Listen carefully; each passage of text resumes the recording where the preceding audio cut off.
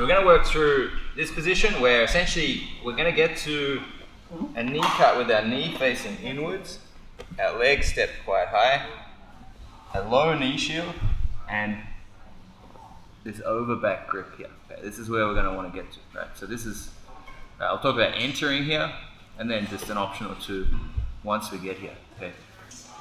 So just compare this. It's like one of the ways you can approach essentially like a knee cut. A knee cut, the standard way, we normally really block. I want to like, normally when I do a knee cut, I want to really block this far leg so he can't step on me. He can't even put a knee shield. Block this, and I come in, and this is like a very direct entry to a knee cut, which is really good.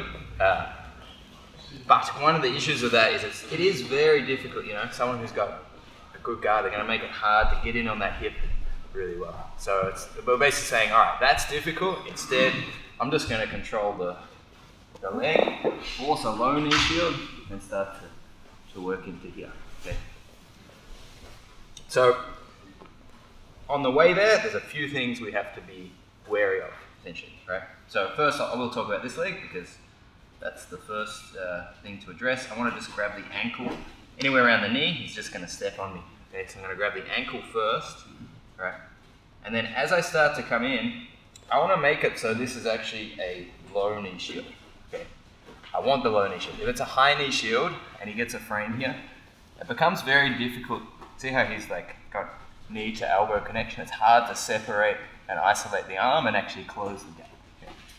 When I come in and I force a low knee shield, so it can be like this. Sometimes it's like, a lot of time it will be like this too. But now as I hover over the top and he frames, you'll see his arm's now isolated by itself. I can begin to get rid of that, right? So we want to force a low knee shield as we come in, right?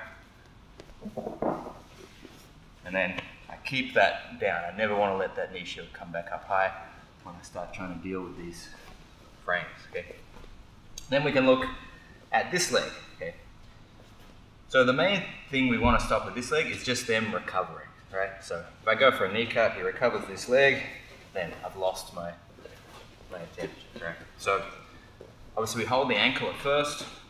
One of the major differences with this style of knee cut, we're going to step quite high, up to like here, right? This will make it very difficult for this leg to recover, or at least more difficult, okay?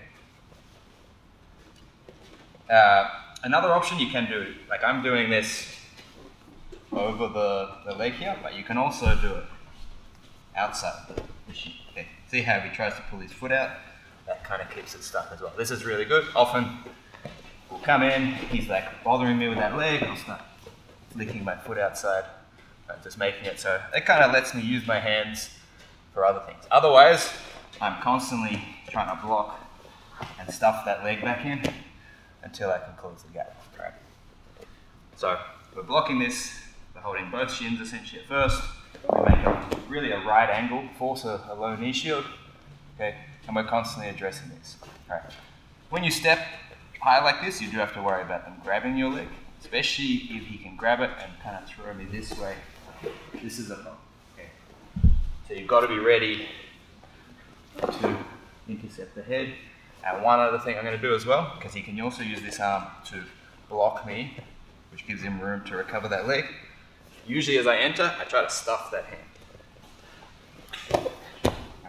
So I know it's going to come from my leg. I'm trying to push the wrist in towards the body. Okay. He now can't grab my leg. He can't push it away. Locked his high knee shield, so it's a low knee shield.